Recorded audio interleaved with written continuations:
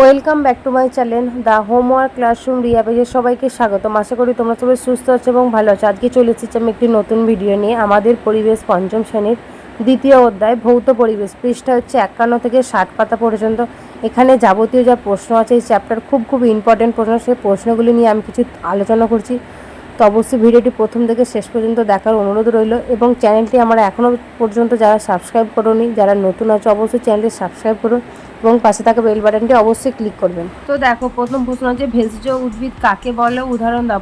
এই প্রশ্ন উত্তর হবে যে সমস্ত উদ্ভিদ কোনো না কোনো অংশে রোগ নিরাময়কারী ঔষধি গুণ থাকে তাদের ভেষজ উদ্ভিদ বলে, যেমন নিম, তুলসী। 2 নম্বরের প্রশ্ন হচ্ছে কোন ভেষজ উদ্ভিদ রক্তাল্পতা রোধ করে, এই প্রশ্ন উত্তর হবে কুলেখাড়া। 3 নম্বরের প্রশ্ন আছে কোন ভেষজ উদ্ভিদ মস্তিষ্কের বিকাশ ঘটায়, এই প্রশ্ন উত্তর হবে ব্রাহ্মী। 4 নম্বরের প্রশ্ন হচ্ছে গাছের পাতা, ডাল ও গুঁড়ি কোন কোন কাজে ব্যবহৃত হয়, এই প্রশ্ন উত্তর হবে গাছের পাতা দিয়ে বাটি প্লেট তৈরি হয়, জ্বালানি কাজে ব্যবহৃত হয়। গাছের ডাল দিয়ে ছোটোখাটো আসবাবপত্র ও জ্বালানি কাজে লাগে। গাছের গুঁড়ি বড় বড় আসবাবপত্র, ঘরের খুঁটি ইত্যাদি কাজে লাগে। 5 নম্বরের প্রশ্ন আছে ভাম বেড়ালের অপর নাম কি, এই প্রশ্ন উত্তর হবে গন্ধকুকুল। 6 নম্বরের প্রশ্ন আছে ভাম বেড়াল বা গন্ধকুকুল দেখতে কেমন, এই প্রশ্ন উত্তর হবে ভাম বেড়াল মাপে হুলো বেড়ালের মতো, রং কালো হয়, মুখটা কুকুরের মতো সরু আর লেজটা লম্বা ও লোমশ। 7 নম্বরের প্রশ্ন হচ্ছে কয়েকটি বন্য প্রাণীর নাম লেখো, এই প্রশ্ন উত্তর হবে পিঁপড়ে, ভাম বেড়াল, মশা, গিরগিটি, মাকড়সা ইত্যাদি। 8 নম্বরের প্রশ্ন হচ্ছে বাড়িতে পোষা প্রাণীদের নাম লেখো, এই প্রশ্ন উত্তর হবে গরু, ছাগল, কুকুর, বিড়াল, ভেড়া, মহিষ ইত্যাদি। 9 নম্বরের প্রশ্ন হচ্ছে বাড়িতে আসা কয়েকটি বন্য প্রাণীর নাম লেখো, এই প্রশ্নের উত্তর হবে ইঁদুর, টিকটিকি, আরশোলা, মশা ইত্যাদি। 10 নম্বরের প্রশ্ন আছে ঝোপঝাড়ে জঙ্গলে থাকা কয়েকটি বন্য প্রাণীর নাম লেখো, এই প্রশ্ন উত্তর হবে গিরগিটি ও মাকড়সা। 11 নম্বরের প্রশ্ন আছে কোন প্রাণীর পা গুনে শেষ করা যায় না, এই প্রশ্ন উত্তর হবে কেন্ন। 12 নম্বরের প্রশ্ন আছে কোন প্রাণীর পা নেই, এই প্রশ্ন উত্তর হবে ব্যাং। 13 নম্বরের প্রশ্ন হচ্ছে সাপের গা ভর্তি কি থাকে, এই প্রশ্ন উত্তর হবে আঁশ। 14 নম্বরের প্রশ্ন হচ্ছে শুঁয়াপোকার গা ভর্তি কি থাকে, এই প্রশ্ন উত্তর হবে শুঁয়া। 15 নম্বরের প্রশ্ন শুঁয়াপোকা পরে কিসে পরিণত হয়, এই প্রশ্ন উত্তর হবে প্রজাপতি। 16 কোন প্রাণীর গায়ে লাগানো খুব চুলকানি হয়, এই প্রশ্ন উত্তর হবে শুঁয়াপোকা। 17 নম্বর প্রশ্ন হচ্ছে সুপুষ্পক উদ্ভিদ কাকে বলে, উদাহরণ দাও, এই প্রশ্ন উত্তর হবে যে সমস্ত উদ্ভিদ ফুল ও ফল হয় তাদের সপুষ্পক উদ্ভিদ বলে, যেমন লাউ, কুমড়ো।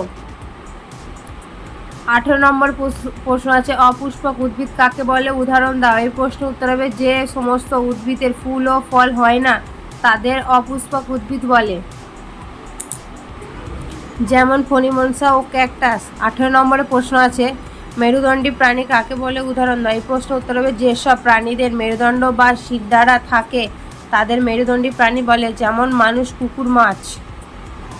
19 নম্বরের প্রশ্ন আছে অমেরুদণ্ডী প্রাণী কাকে বলে, উদাহরণ দাও, এই প্রশ্ন উত্তর হবে যে সব প্রাণীদের মেরুদণ্ডী বা শিরদাঁড়া থাকে না তাদের অমেরুদণ্ডী প্রাণী বলে, যেমন কেঁচো, মশা, প্রজাপতি।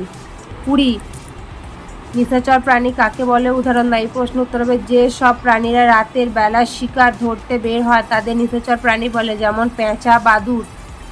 21 নম্বরের প্রশ্ন আছে শিকারী প্রাণী কাদের বলে, উদাহরণ দাও, এই প্রশ্ন উত্তর হবে যে সব প্রাণীরা অন্য প্রাণীদের ধরে খায় তাদের শিকারী প্রাণী বলে, যেমন বাঘ, ঈগল, পেঁচা।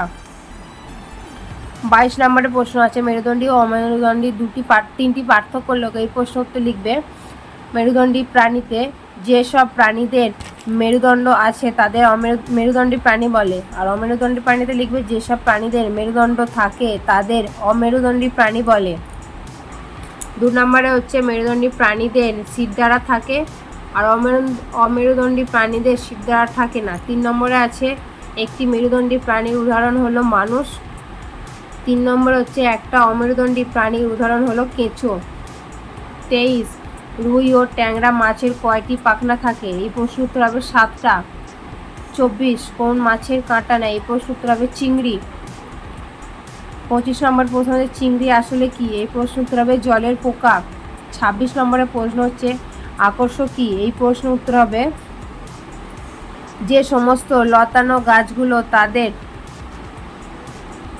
অবলম্বনের জন্য পাতা রূপান্তরিত এক ধরনের সুতোর মতো অংশ বের করে তাদের আকর্ষণ বলে। 27 নম্বরের প্রশ্ন হচ্ছে কোন কোন গাছের আকর্ষণ দেখা যায়? এই প্রশ্ন উত্তর হবে লাউ, কুমড়ো ইত্যাদি গাছের। 28 নম্বর হচ্ছে লতানো গাছের আকর্ষণ বের হয় কেন? এই প্রশ্ন উত্তর হবে কোনো কিছুকে অবলম্বন করার জন্য। 29 বটের ঝুড়ি বলতে কি বোঝো? এই প্রশ্ন উত্তর হবে বট ও অশ্বত্থ গাছের শাখা প্রশাখাগুলোর ভার বহন করার জন্য শাখা প্রশাখাগুলি থেকে যে মূল বের হয় তাকেই বটের ঝুড়ি বলে। 30 বটগাছ ঝুড়ির নাম কি? এই প্রশ্ন উত্তর হবে বট ও অশ্বত্থ গাছের শাখা প্রশাখাগুলো ভার বহন করার জন্য ঝুড়ি নামে। 31 কোন কোন গাছের ঝুড়ি মূল দেখা যায়? এই প্রশ্ন উত্তর হবে বট ও অশ্বত্থ গাছে। 32 কোন প্রাণী বৃষ্টির সম্ভাবনার কথা বুঝতে পারে? এই প্রশ্ন উত্তর হবে পিঁপড়ে। 33 নম্বরের প্রশ্ন হচ্ছে কোন প্রাণী অত্যন্ত সাবধানী? এই প্রশ্ন উত্তর হবে পিঁপড়ে। 34 কোন প্রাণী ভবিষ্যতের খাদ্য সঞ্চয় করে রাখে? এই প্রশ্ন উত্তর হবে পিঁপড়ে। 35 দুটি শিকারি মাছের নাম লেখো। এই প্রশ্ন উত্তর হবে বোয়াল ও শাল। 36 নম্বরের প্রশ্ন হচ্ছে শিকারি মাছ কাকে বলে? এই প্রশ্ন উত্তর হবে যেসব মাছ ছোট ছোট জলজ প্রাণী বা ছোট মাছ ধরে খায় তাদের শিকারি মাছ বলে। 37 দুটি বিষধর সাপের নাম লেখো। এই প্রশ্ন উত্তর হবে কেউটে ও গোখরো। 38 দুটি বিষহীন সাপের নাম লেখো। জলঢোরা ও ময়াল। 39 কোন বিষধর সাপ কামড়ালে কয়টি দাঁতে দাগ বসে? এই প্রশ্ন উত্তর হবে 2টি।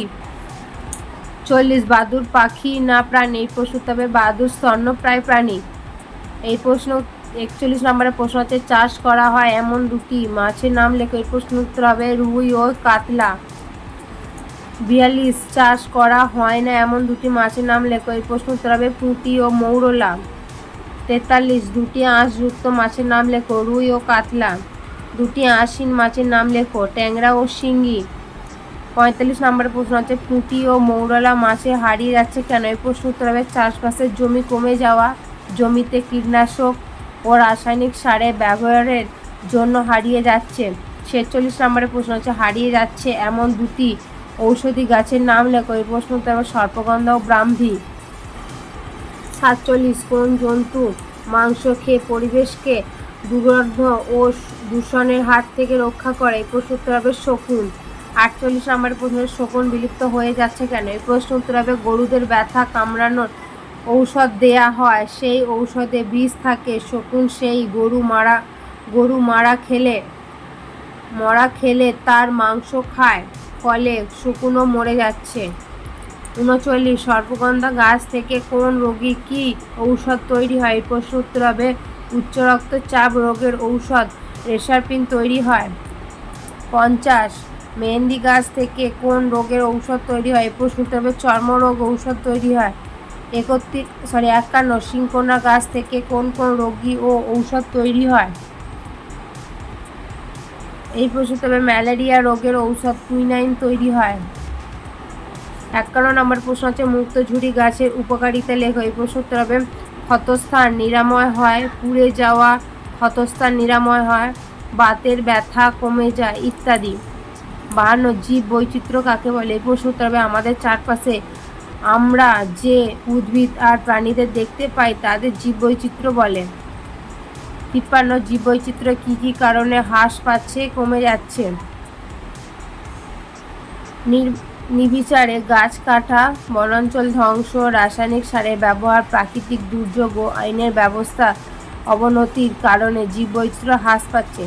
এই চ্যাপ্টার এর বাইরে আর কোনো প্রশ্ন নেই। প্রশ্নগুলো খুব ইম্পর্টেন্ট প্রশ্ন। এই প্রশ্নগুলো থেকে পরীক্ষায় আসার সম্ভাবনা আছে। তোমরা ভালো করে মন দিয়ে পড়তে থাকো এবং ভিডিওটি যদি ভালো লাগে অবশ্যই চ্যানেলটি সাবস্ক্রাইব করতে ভুলো না এবং বন্ধুদের সাথে শেয়ার করো। দেখা হচ্ছে পরের ভিডিওতে। আজকের মতো টাটা।